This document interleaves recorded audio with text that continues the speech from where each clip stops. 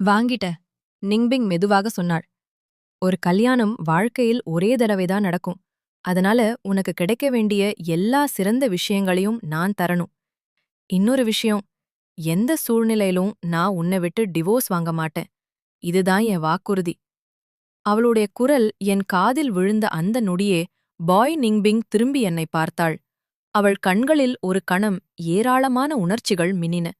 அதிர்ச்சி, வலி, ஏக்கம். ஆனா அடுத்த நொடிலேயே அவை எல்லாமே கரைந்து கடுமையான வெறுப்பாக மாறிடுச்சு. நான் மெதுவாக அவள் பக்கம் நடந்தேன். என் கையிலிருந்த பழைய சீஷல் பிரேஸ்லெட்ட கழற்றி அவள் முன்னாடி நீட்டினேன். பாய் நிங்பிங், இந்த பிரேஸ்லெட்ட 36,000 யுவானுக்கு வாங்கிக்கிறியா? நாம காதலிக்க ஆரம்பிச்ச புதுசுல கடற்கரையில நீயே சீஷல் எடுத்து உன் கையால இத செஞ்சு எனக்கு கொடுத்த. அப்போ நீ சொன்ன வார்த்தை இன்னும் ஞாபகம் இருக்கு. இந்த பிரேஸ்லெட்ட உலகத்திலேயே ரொம்ப மதிப்புள்ள பொருளுக்கு கூட மாற்றிக்கலாம். நான் சொல்லி முடிக்கிறதுக்குள்ள அவள் வேகமா என் கையிலிருந்து அந்த பிரேஸ்லெட்ட பறிச்சுக்கிட்டா. அவளோட கண்கள் கோபத்துல சிவந்திருந்தது. குயூ! 3 வருஷத்துக்குப் பிறகு இவ்வளவு தூரம் வந்தது வெறும் பணத்துக்காகத்தானா? அவள் கேட்ட கேள்விக்கு பதில் சொல்ல முடியாம நான் அமைதியா தலைய குனிச்சேன். அவளோட பார்வைய நேரா பார்க்க கூட எனக்கு தைரியம் இல்ல. பரவால, நீ வாங்கலனாலும் சரி. உண்மையா சொல்லணும்னா எனக்கும் பெரிய எதிர்பார்ப்பு எதுவும் இல்ல. சாவதுக்கு முன்னாடி ஒரே ஒரு தடவ உன்னை பார்த்துட்டு போகணும்னு தான் வந்தேன். கடைசியாக உன் முகத்த மனசுல பதிச்சுக்கிட்டு போகணும். நான் மெதுவாக அந்த சீஷல் பிரேஸ்லெட்ட திரும்ப வாங்க கை நீட்டினேன். ஆனா பாய் நிங்கிங் பிங்க் அதை என் கையில கொடுக்கவே இல்ல. அவ எந்த தயக்கமும் இல்லாம அத தரையில தூக்கி எறிஞ்சிட்டா. டக்! பிரேஸ்லெட் உடைஞ்சு துண்டு துண்டாக செதறிப் போச்சு. அந்த சத்தத்தோட சேர்ந்து அங்க இருந்த எல்லாரோட கேலியும் ஆரம்பிச்சது. இவன்தான் பாஸ் பாய ஏமாத்திட்டு ஓடிப்போனவன். அவங்க பிசினஸ் ஆரம்பிச்ச நேரத்துல ஹார்ட் ஃபெயிலியர் வந்துச்சு. உயிர் காப்பாத்த ஹார்ட் டிரான்ஸ்பிளான்ட் அவசியம்னு தெரிஞ்சதும் இந்த கேவலமானவன் அவங்கள விட்டுட்டு ஓடி போயிட்டான். அவங்க சம்பாதிச்ச பணத்துல வாழ்ந்துட்டு வெளிநாட்டுக்கு போய் ஜாலியா இருந்தான். இப்போ பணம் தீர்ந்ததும் மறுபடியும் காசு கேட்டு வந்திருக்கான். இவன மாதிரி வெக்கமே இல்லாதவன நான் இதுவரைக்கும் பார்த்ததே இல்ல. நான் பாஸ் பாய் இடத்துல இருந்திருந்தா இவன கண்டிப்பா உயிரோட விட்டிருக்க மாட்டேன். அவர்கள் சொன்னதெல்லாம் வெளியில இருந்து பார்க்கிறவர்களுக்கு உண்மையாதான் தோணும். ஆனா அந்த உண்மைக்கு பின்னாடி மறைந்திருந்த இன்னொரு உண்மைய யாருக்கும் தெரியாது. அந்த நேரத்துல பாய் நிங்பிங் உண்மையிலேயே ஹார்ட் ஃபெயிலியரால் உயிருக்கு போராடிக்கிட்டு இருந்தா. அவளுக்கு உடனடியாத ஒரு ஹார்ட் டிரான்ஸ்பிளான்ட் தேவைப்பட்டது.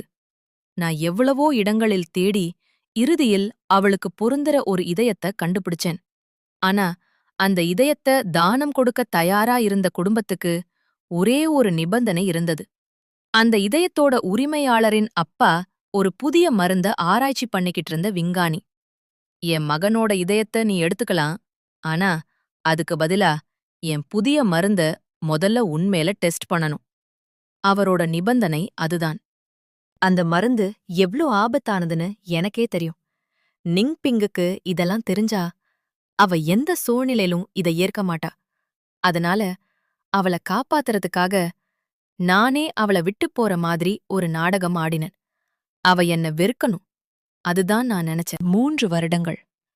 ஒவ்வொரு நாளும் அந்த பரிசோதனை மருந்த நான் எடுத்துக்கிட்டே இருந்தேன்.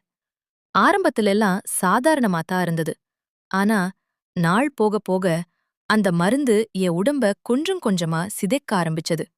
இறுதியில என் உடம்புல இருந்த ஒவ்வொரு உறுப்பும் ஒன்னொன்னா செயலிழக்க ஆரம்பிச்சது. டாக்டர் என்ன பார்த்து அமைதியா சொன்னார், உன்னால அதிகபட்சம் இன்னும் 1 மாதம்தான் உயிரோட இருக்க முடியும். அந்த வார்த்தை கேட்ட பிறகும் எனக்கு எந்த வருத்தமும் இல்ல. ஏன்னா நிங்பிங் உயிரோட இருந்தா அதுவே எனக்கு போதும். அந்த நேரம் பாய் நிங்பிங் திடீர்னு என் கைய தன்னோட காலால் மிதிச்சா. அவள் இன்னும் இன்னும் அழுத்தினா. வலியால என் முழு கையும் நடுங்க ஆரம்பிச்சது. நான் மெதுவா அவள பார்த்தேன். வலிய மறைக்க முயற்சி பண்ணி சின்னதா ஒரு சிரிப்ப வரவழைத்தேன். நிங்பிங், இப்படி என்ன காயப்படுத்துறதால உன் மனசுக்குள்ள இன்னும் என் மேல கொஞ்சமாவது பாசம் இருக்குன்று நான் நினைக்கணுமா? என் வார்த்தை முடிஞ்ச உடனே அவள் கோபத்துல என்ன நேரா உதைத்தா. நான் பலமா தரையில விழுந்தேன். என் மார்புக்குள்ள தாங்க முடியாத வலி எழுந்தது. முகம் முழுக்க வெண்மையா மாறிப்போச்சு.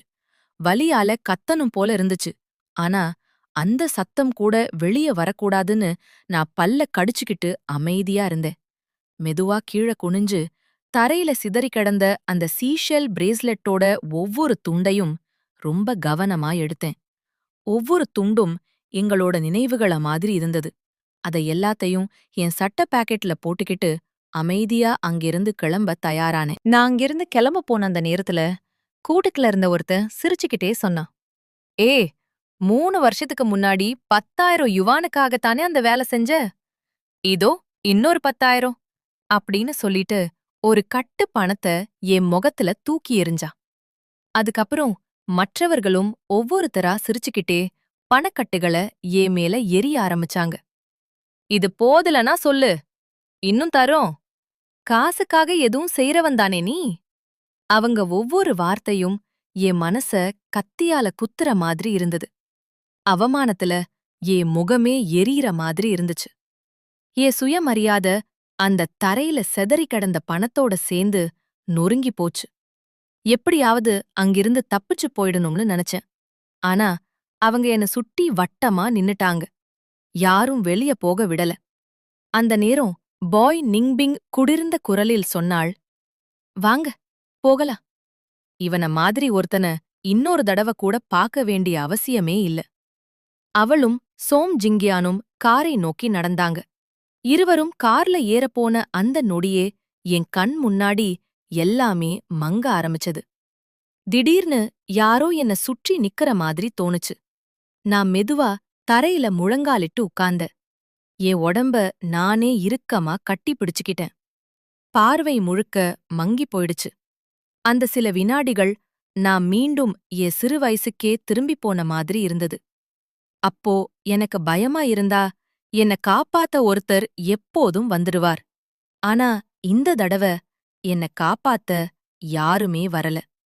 ஏன்னா என்ன உயிரை விட அதிகமா நேசிச்ச அந்த மனிதர நானே என் ககையால என் வாழ்க்கையிலிருந்து துரத்தி விட்டு. எல்லாரும் வழிய விடுங்க. திடீர்னு ஒரு குளிர்ந்த குரல் அங்க முழுக்க ஒலிச்சது.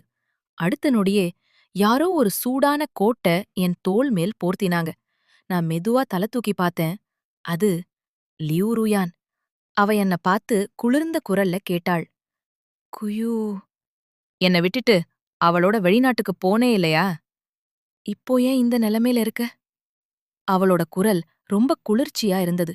ஆனா அந்த குரலுக்குள்ள மறைக்க முடியாத ஒரு கவலை இருந்தது. அவளோட கண்கள பார்த்த உடனே எனக்காக அவ இன்னும் கவலைப்படுறத என்னால உணர முடிஞ்சது.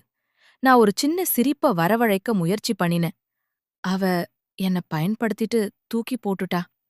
ஆனா நான் அவளோட பணத்துக்காகத்தான் இருந்தேன். அதனால எனக்கு பெரிய நஷ்டம் எதுவும் இல்ல. என் வார்த்தை முடிஞ்ச உடனே பாய் நிங்பிங் வேகமா என் முன்னாடி வந்தா. எந்த எச்சரிக்கையும் இல்லாம என்ன பலமா தரையில தள்ளினா. இவ்வளவு கேவலமானவனா நீ? அப்படின்னு சொல்லிட்டு உடனே அவளோட அசிஸ்டண்ட்ட பார்த்தா. 1,00,000 யுவான் கொண்டு வா. சில நிமிஷத்துல ஒரு பெரிய பணக்கட்டு அவளிடம் வந்துச்சு. அவ அதை என் முகத்திலேயே தூக்கி எறிஞ்சா. பணக்கட்டோட கூர்மையான விளிம்பு என் கன்னத்த கிழிச்சுடுச்சு. ரத்தம் மெதுவா வழிய ஆரம்பிச்சது. அவ என்ன பார்த்து ஏளனமா சிரிச்சா. மாத சந்தா எடுத்தா தள்ளுபடி கிடைக்கணுமல்ல. இன்னைக்கிருந்து நீ என் வேலைக்காரன். இந்த ஒரு மாதம் உன்னை முழுசா நான் பயன்படுத்திக்க போறேன். அவ்வளவு சொல்லிட்டு அவ சோம் ஜிங்கியானோட கார்ல ஏறி கிளம்பிட்டா. அவங்க போன பிறகுதான் நான் மெதுவா தரையில சிதறி கிடந்த அந்த 1,00,000 யுவான ஒன்னொன்னா எடுத்தேன். கசப்பா சிரிச்சுக்கிட்டே எனக்குள்ளே நான் சொன்னேன், என் அதிர்ஷ்டம் அவ்ளோ மோசமில்ல போல. ஒரே நாள்ல என் சாவுக்கான செலவுக்கு தேவையான பணம் கிடைச்சிடுச்சு. அந்த 1,00,000 யுவானை எடுத்துக்கிட்டு நான் நேராக ஃபியூனரல் சென்டருக்கு போனேன். என் இறுதிச் சடங்குக்கான பணத்த முழுசாக கட்டிட்டேன். அதுக்கப்புறம் பாய் நிங்பிங் கொடுத்திருந்த முகவரியை பார்த்து ஒரு டாக்ஸி புடிச்சேன். சிறிது நேரத்துக்குப் பிறகு சான்ஷான் வில்லாவை அடைந்தேன். நான் உள்ளே நுழைந்த உடனே ஒரு வயதான பட்லர் என்னை பார்த்து ஒரு பையையை நீட்டினார். அதுக்குள்ள வேலைக்காரன் அணிய வேண்டிய சீருடை இருந்தது. சீக்கிரம் இத மாத்திக்கோ பாஸ் பாய் சொல்லிருக்காங்க. இன்னைக்கு ராத்திரி நீ அவங்களோட ரூம் கதவுக்கு வெளியே நின்னு காவல் காக்கணும். நான் எந்த வார்த்தையும் பேசல. அமைதியா அந்த சீருடையை மாற்றிக்கிட்டு 2வது மாடிக்கு நடந்தேன். படுக்கையறை கதவு கிட்ட போகப் போற நேரத்துல உள்ளே இருந்து சில சத்தங்கள் கேட்டது. நான் நடந்த இடத்திலேயே அப்படியே நின்னுட்டேன். ஒவ்வொரு சத்தமும் கண்ணுக்குத் தெரியாத கூர்மையான கத்தி மாதிரி என் இதயத்த மெதுவா கிழிக்கிற மாதிரி இருந்தது. அதை இனிமேலும் கேட்க முடியல. உடனே திரும்பி அங்கிருந்து போயிடணும்னு நினைச்சேன்.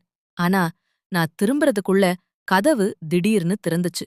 பாய் நிங்பிங்கோட கூர்மையான பார்வை நேராக என்மேல விழுந்தது. அவளோட முகத்துல கோபம் மட்டும்தான் இருந்தது. மத்தவங்களோட ரூமுக்கு வெளிய நின்னு ஒட்டு கேட்கறது நல்லா இருக்கா? அவ கேட்ட கேள்விக்கு என்னால ஒரு வார்த்தை கூட சொல்ல முடியல. அவ என்னை பழிவாங்கத்தான் இதையெல்லாம் செய்றாள்னு எனக்கு தெரியும். ஆனா 3 வருஷத்துக்கு முன்னாடி நடந்த உண்மை இப்பவும் வெளிய வரக்கூடாது. அது மட்டும்தான் என் மனசுல இருந்தது. அந்த நேரத்துல சோங் ஜிங்யா என்ன பார்த்து ஏளனமா சிரிச்சான். மிஸ்டர் பாய், உனக்கு இவ்வளவு பணம் கொடுத்திருக்காங்க. அதனால அவங்களுக்கு ஒரு நல்ல பொழுதுபோக்கு காட்டுறதுல உனக்கும் சந்தோஷம்தானே இருக்கும். அவன் பேசி முடிக்கிறதுக்குள்ள அங்க நின்னிருந்த சில வேலைக்காரர்களும் சிரிக்க ஆரம்பிச்சாங்க. இவன மாதிரி குப்ப மனிதன நாங்க இதுவரைக்கும் பார்த்ததே இல்ல. பாய் நிங்பிங் என்ன பார்த்து குளிர்ந்த குரலில் கேட்டாள். என்ன?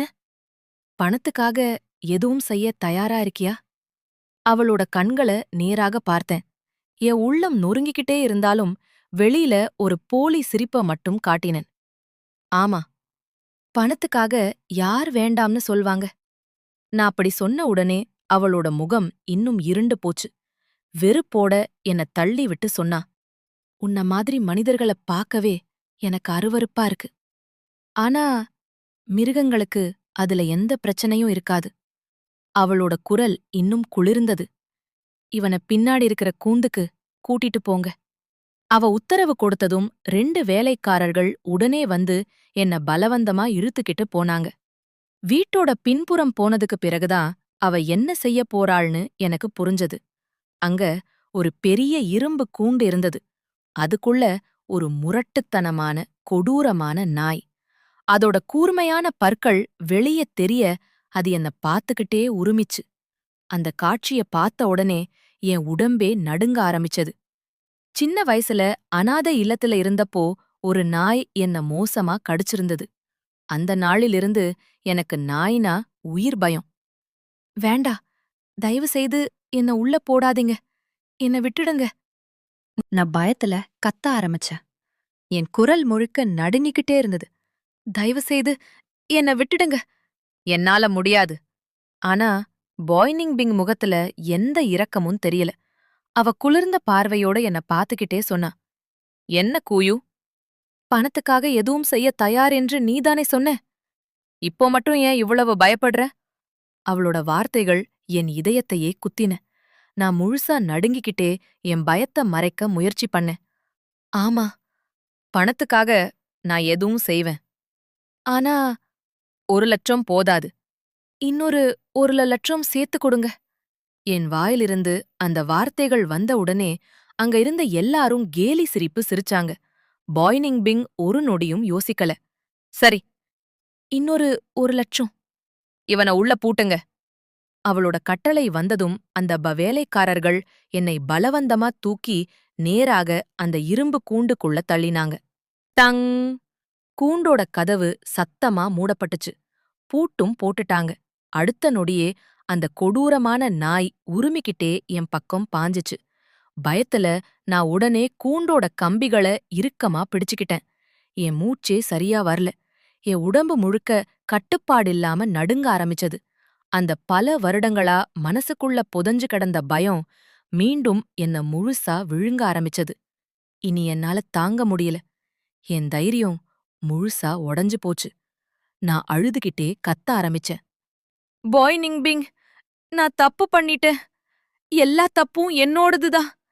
தயவு செய்து என்ன வெளியே எடுத்துடு, ப்ளீஸ். அவ முன்னாடி நான் முதல் தடவையா முழுசா உடைஞ்சு போயிருந்தேன். பாய் நிங்பிங் அமைதியா என்ன பாத்துக்கிட்டு நின்னா. ஒரு காலத்துல தன்னோட இதயத்த நொறுக்கி விட்டு போனவன் இப்போ தன்னோட காலடியில முழங்காலிட்டு அழுது கெஞ்சுறான். அத பார்த்தா அவளுக்கு சந்தோஷம் வரணும், பழி வாங்கிட்டேன் என்ற திருப்தி வரணும். ஆனா ஏனோ அவ மனசு கொஞ்சம் கூட லேசாகல. அந்த நேரத்துல ஆ என்னோட அலறல் முழு வீட்டையும் அதிர வைத்தது. அந்த கொடூரமான நாய் என் கால பலமா கடிச்சிருந்தது. காயத்திலிருந்து ரத்தம் கொட்ட ஆரம்பிச்சது. வலியால நான் தரையில விழுந்து துடிச்சேன். அந்த காட்சிய பார்த்த பாய் நிங்பிங் ஒரு நொடி உறைந்த மாதிரி நின்னா. அவளோட முகத்துல இருந்த கோபம் திடீர்னு பதட்டமா மாறிடுச்சு. கதவ தெறங்க! அவ கத்தின குரல் அங்க இருந்த எல்லாரையும் அதிர்ச்சி அடைய வைத்தது. வேலைக்காரர்கள் அவசரமா கூந்த திறந்தாங்க. பாய் நிங்பிங் ஒரு நொடியும் யோசிக்காம உள்ள ஓடி வந்து என்ன தூக்கி பிடிச்சா. அந்த நேரத்துல உடை மாற்றிக்கிட்டு வெளிய வந்த சோங் ஜிங்யான் இந்த காட்சிய பார்த்து அப்படியே நின்னுட்டான். பாய் நிங்பிங் என்ன காப்பாத்த அவசரமா ஓடுறத பார்த்ததும் அவனோட முகம் முழுக்க பொறாமையும் கோபமும் தெரிஞ்சது. அவளோ அவன திரும்பி பார்க்கவே இல்ல. அவளோட கவனம் முழுக்க ஏன் காயத்துல தான் இருந்தது. நான் மெதுவா கண்கள மூடிட்டேன். அதுக்கப்புறம் எனக்கு எதுவும் ஞாபகம் இல்ல. மீண்டும் நான் கண் திறந்தபோது மென்மையான ஒரு படுக்கையில் படுத்திருந்தேன். என் காலில் இருந்த காயத்துக்கு கட்டு போடப்பட்டிருந்தது. மருந்து வாசனை முழு அறையையும் நிரப்பியிருந்தது. நான் மெதுவாக சுற்றி பார்த்தேன். அப்போதுதான் என் படுக்கைக்கு அருகில் சோங் ஜிங்யான் நின்றிருப்பதை கவனிச்சேன். நான் விழித்திருப்பதை பார்த்ததும் அவன் முகம் உடனே கடுமையாயிடுச்சு. குயூ, நீ திரும்பி ஏன் வந்திருக்க? அந்த நாள்ல ஹார்ட் ஃபெயிலியரால உயிருக்கு போராடிக்கிட்டு இருந்த நிங்பிங்க கல்யாண மேடையிலேயே தனியா விட்டுட்டு ஓடிப்போனது நீதானே? அவன் கோபத்துல நடுங்கிக்கிட்டே பேசினான். அவ கிட்டத்தட்ட உயிரோட இருக்கவே முடியாத நிலைமையில இருந்தா. நான் அங்க போனப்போ அவ ரத்தம் வாந்தி எடுத்துக்கிட்டு இருந்தா. ஆனா அந்த நிலையில கூட உன் பேரதான் சொல்லிக்கிட்டு இருந்தா. நான் அமைதியா கேட்டுக்கிட்டே இருந்தேன். ஒவ்வொரு வார்த்தையும் என் இதயத்துக்குள்ள ஆழமா குத்திக்கிட்டே இருந்தது. சோம் ஜிங்யான் தொடர்ந்து பேசினான். அதிர்ஷ்டவசமா அவள மருத்துவமனைக்கு கொண்டு போன உடனே ஒரு டாக்டர் வந்து அவளுக்கு பொருந்துற இதயம் கிடைச்சிருக்கு என்று சொன்னார். அறுவை சிகிச்சை வெற்றிகரமா முடிஞ்சது. கண் திறந்த உடனே அவ முதல்ல என்ன சொன்னா தெரியுமா? நான் குணமாயிட்டேன். இப்போ குயூ என்ன வெறுக்க மாட்டான். நான் நிறைய பணம் சம்பாதிப்பேன். அவனுக்கு உலகத்திலேயே சிறந்த வாழ்க்கைய கொடுப்பேன். அவ்வளவு காதலிச்சா உன்ன. ஆனா நீ ஒரு பணக்கார பெண்ணோட வெளிநாட்டுக்கு போய் சொகுசா வாழ்ந்துட்டு இருந்த.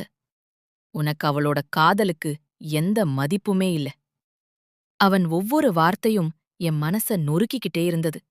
என் கண்களில் தானாகவே கண்ணீர் வழிய ஆரம்பிச்சது. கடந்த 3 வருடங்களா நான் அனுபவிச்ச வேதனை நிங்பிங் அனுபவிச்ச வேதனைய விட கொஞ்சமும் குறைவில்ல. இருட்டான அந்த ஆய்வகத்துக்குள்ள தினமும் மருந்து, தினமும் பரிசோதனை, தினமும் உயிரோட போராட்டம். அதுதான் என் வாழ்க்கையா மாறிப் போயிருந்தது. நான் மெதுவா தலை குனிஞ்சேன். எல்லா உண்மையையும் அவன்கிட்ட சொல்லணும்னு மனசு துடிச்சது.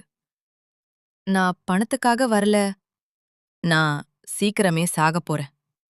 சாகறதுக்கு முன்னாடி ஒரே ஒரு தடவ நிங்பிங்க பாத்துட்டு போகணும்னு தான் வந்தேன். அந்த நாள்ல அவள நான் விட்டு போனது, அவள காப்பாத்ததான். அந்த வார்த்தைகள் என் தொண்ட வரைக்கும் வந்துச்சு. ஆனா வெளிய வரல. நான் அமைதியா வாய மூடிக்கிட்டேன். இந்த உண்மை யாருக்கும் தெரியக்கூடாது. அது தெரிஞ்சா நிங்பிங் வாழ்நாள் முழுக்க குற்ற உணர்ச்சியோட வாழ்வா. அத நான் ஒருபோதும் விரும்பல. சோம் ஜிங்யா என்ன பார்த்து வெறுப்பா சிரிச்சான். உன்ன மாதிரி கீழ்த்தரமானவன இனிமே நிங்பிங் பக்கத்துல கூட நெருங்க விட மாட்டேன் அப்படின்னு சொல்லிட்டு அவன் திடீர்னு என்ன படுக்கையிலிருந்து கீழே இழுத்து தள்ளினான். நான் சமநிலையை இழந்து தரையில விழுந்த. அடுத்த நொடியே அவன் தன்னோட தலைய சுவர்ல பலமா மோதிக்கிட்டான். டக்! சுவர்ல மோதிய சத்தம் அறை முழுக்க எதிரொலிச்சது. அவனோட நெற்றியிலிருந்து ரத்தம் வேகமா வழிய ஆரம்பிச்சது. நான் அதிர்ச்சியில அப்படியே உறைஞ்சு போயிட்டேன். ஜிங்யா! அந்த சத்தம் கேட்டு பாய் நிங்பிங் வேகமா அறைக்குள்ள ஓடி வந்தா. அவ முதல்ல பார்த்தது ரத்தத்துல நின்ன சோங் ஜிங்யானதான். அவ பதறிப் போய் அவன தூக்கி பிடிச்சா. ஜிங்யா, என்னாச்சு? யார் இத பண்ணது? அந்த கேள்விக்காகவே காத்திருந்த மாதிரி சோம் ஜிங்கியா மெதுவா என் பக்கம் விரல நீட்டினா. கு யூ அவன்தா அவன்தா என்ன தள்ளினா. அவன் என்னை நோக்கி விரல் நீட்டிய அந்த நொடியே நான் அதிர்ச்சிய உறைந்து போயிட்டேன்.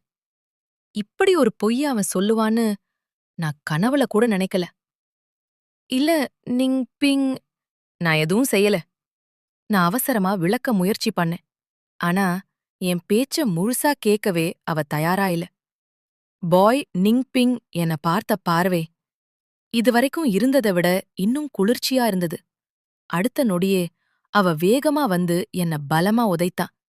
நான் நேரா தரையில விழுந்தேன். என் வயிற்றுக்குள் தாங்க முடியாத வலி பரவுச்சு. மூச்சு கூட சரியா விட முடியல. வலியோட சுருண்டு கிடந்த என்ன பாத்துக்கிட்டே அவ குளிர்ந்த குரல்ல சொன்னா, ஜிங்கியானுக்கு ஏதாவது ஆகிட்டா அதுக்கான விலைய உன் உயிரால தான் கொடுக்கணும்.